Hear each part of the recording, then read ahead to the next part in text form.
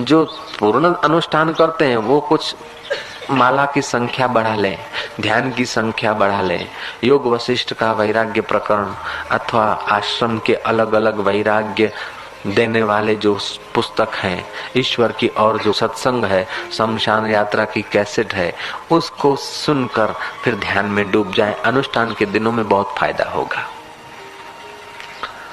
फिर रात्रि को 9, साढ़े 9, 10 बजे सोने के नींद करने के करीब आ जाए। नींद आए उसके पहले श्वासोश्वास को देखते जाएं। श्वासोश्वास को देखते देखते देखते श्वास स्थिर होने लगेंगे, मन शांत होने लगेगा। फिर लेट जाए। मैं विष्णु के नाए क्षीर सागर में लेट रहा हूँ। आदि नारायण जो विष्णु है वो मैं हूँ, जो शिव है वो मैं हूँ, जो अम्बा है वो मैं हूँ, जो कृष्ण है वो मैं हूँ, जो कुत्ता है वो मैं हूँ, मैं सब हूँ, सब मुझ में, सब में मैं हूँ। ओम शांति, ओम आनंद, ओम शांति। ऐसा भाव दोहराकर करवट बदल के सो जाए, करवट लेकर सो जाए। सुबह जब उठे तो शरीर को थोड़ा सा खींचे या तो ऐसे ही शांत होकर बैठे। जितनी देर शांति में बैठ सके उतनी देर बैठे। बाद में अपना हाथ देखे, मुंह को घुमाए कि सावन का महीना, पवन करे जोर।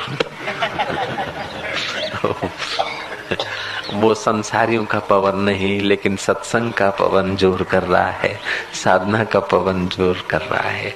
अब आज का दिन मनीराम तुम मजे में रहना, कम से कम बोलना, अधिक से अधिक अपने में डूबना।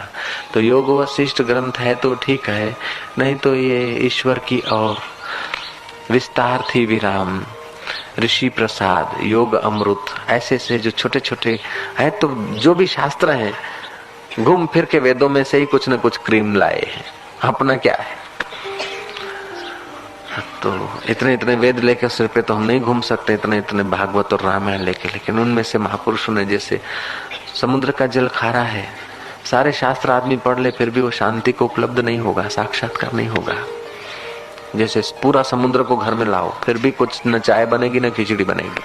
मेघ राजा समुद्र के पानी को उठाए और फिर बरसाए तो उसे दवाइयां भी बनेगी, खिचड़ी भी बनेगी, जो बनाना चाहो बनाओ। ऐसे संत होते हैं मेघ की नाई, शास्त्र रूपी समुद्र में से खींचकर उसकी खाराश वाराश बाकी की जो निकाल कर अघरापणु जो હોય ને, અઘરાપણું, ગૂઢપણું અને તમને ઉપયોગી ભાગ કોઈ બીજાને ઉપયોગી હોય એમ ના માટે તમને ઉપયોગી એટલું છોંટી છોંટીને મૂક્યું હોય, એ છે વરસાદનું પાણી। સમુદ્રમાંથી જ વરસાદ આવે છે, પણ વરસાદનું પાણી આપણું હિત કરી શકે, સમુદ્રના પાણીથી હિત થાય નહીં।